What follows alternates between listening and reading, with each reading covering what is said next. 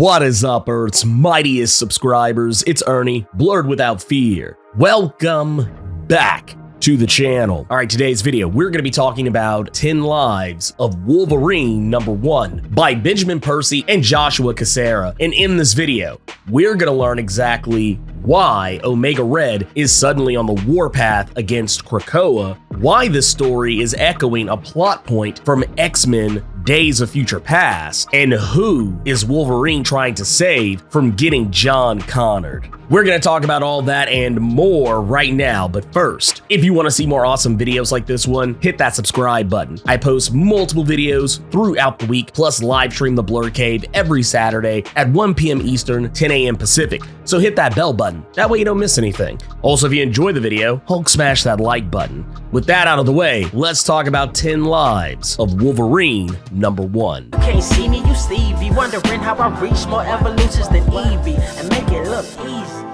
Okay, so to get into this story, a few of the things that you really kind of need to know. This story was pitched originally as us, the readers, witnessing 10 separate points in Wolverine's life, and of course also witnessing in its companion series 10 Deaths of Wolverine. Well, exactly that. We're supposed to be witnessing Wolverine across multiple different time periods, and with this one, we're actually seeing a plot device being used from X-Men Days of Future Past. Now, I'm not talking about the actual comic Days of Future Past. While yes, there are some similarities, the change here is that this echoes more of X-Men Days of Future Past, the movie, where in that film, Wolverine was telepathically sent back in time with his essence of the present day inhabiting his body from the past. And that's exactly what's happening here. In this comic, Wolverine is transported to a time that is very likely somewhere around the 1930s. And what he's trying to do is he's trying to protect the birth of a specific child. That child being Charles Xavier. Someone is trying to attack the Xavier estate, while Sharon Xavier is trying to give birth to what would have been twin children. Whereas in this issue, we do see and actually witness the stillborn birth of Cassandra Nova. While this is something that did actually happen, the events that follow afterward, I don't know, it gets really messy. Cassandra Nova is a very interesting topic as of late, just considering the fact that she's been kind of out of the picture for a while. And as of next month's Changing of the Guard with the Marauder series, we'll be seeing Cassandra Nova back. So it is kind of an interesting thing that she gets brought up here. But the reason why Wolverine is trying to protect Xavier from being killed is because Omega Red is the one trying to do it. Now, here's the real question. Why is Omega Red trying to kill Xavier in the past? Well, that makes things very uncomfortable because at this precise moment in time, Omega Red has discovered some very ugly truths. Those truths largely stem back to X-Force number 15 and of course various other issues of Wolverine, but specifically X-Force number 15 because in that issue, Omega Red was killed by Beast, or at least at the order of Beast, and was resurrected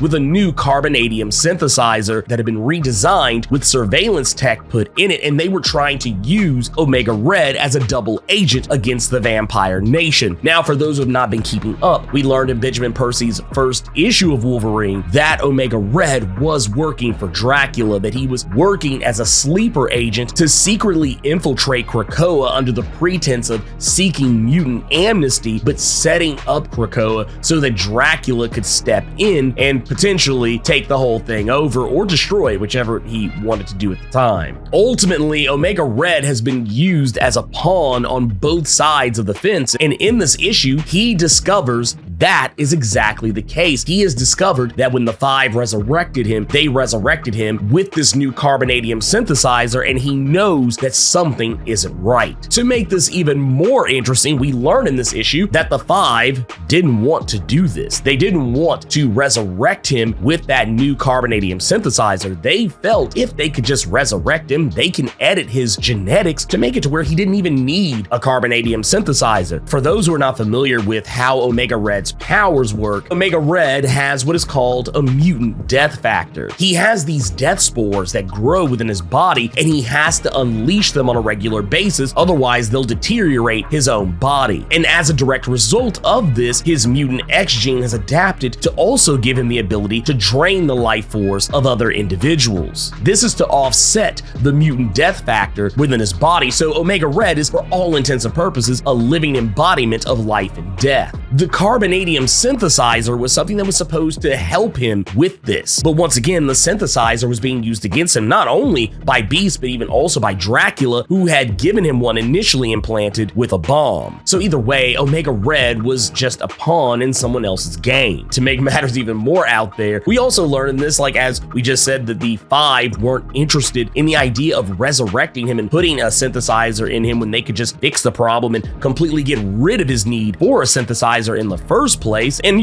potentially get rid of his need to kill other people just to survive. Beast, once again proving that he is forever on that shit, he basically tells the Five to do as they're told. Now here comes the real question. If Omega Red is the one who is hunting down Charles Xavier in the past, how the hell did he get there? More importantly, he seems to be doing this in a way very similar to how Wolverine is traveling back to his own body, but in Omega Red's case, he's actually just traveling to any random and sundry body in the past that he chooses. Having not only taken over the body of Brian Xavier's gardener and butler, and even Sharon Xavier's doula, he also reveals a capacity to, while inhabiting these bodies, recreate his own mutant capabilities, unleashing the carbonadium tentacles that he is known for, albeit in this case, they're almost more like just standard bone tentacles, similar to Wolverine's bone claws, because he traveled to a point in time where he had not had the adamantium bonded to his skeleton. Who is the one who is giving him this capability? And the answer is simple. It's Colossus's evil brother, Mikhail Rasputin. He is somehow making it possible for Omega Red to travel to the past, no different than what Wolverine is doing, but maybe on an even grander scale. Mikhail Rasputin's stock has only risen since Benjamin Percy took over both the Wolverine and X-Force series post House of X. And right now, we know that Mikhail Rasputin is, for all intents and purposes, the president of Russia. While technically there is an actual human president of Russia, Mikhail Rasputin has seemingly gotten him under his thumb and control, because as the way the Kremlin states it in a public document, that there are technically two presidents of Russia, a president for the people and a president for the mutants, and Mikhail Rasputin is exactly that. He is the president for the mutants, but it is very likely he has at least some modicum of control over the human president as well. To make matters even worse, we know that this very likely has something to do with the Cerebro sword, the very same sword that was crafted from the broken pieces of Xavier's original Cerebro from when he was killed in Benjamin Percy's X-Force #1. It was transformed into a sword by Magneto and supposedly had some other properties, some other usages that we just had never really fully explored yet. And in Benjamin Percy's X-Force #11, Mikhail Rasputin had stolen that sword, and we never really knew exactly what it was he was going to do with it. But right now, it seems like he has found a use for it, and that usage just might be time travel. Now, of course, Wolverine is successful in protecting Xavier, but this is not his only charge. Once Wolverine saves Xavier from being assassinated by Omega Red, he literally, in ways that only Scott Bakula could appreciate, he literally quantum leaps to the next mission. And this is going to take him to probably around roughly the 1960s, where it seems like he's back alongside Sabretooth and Maverick,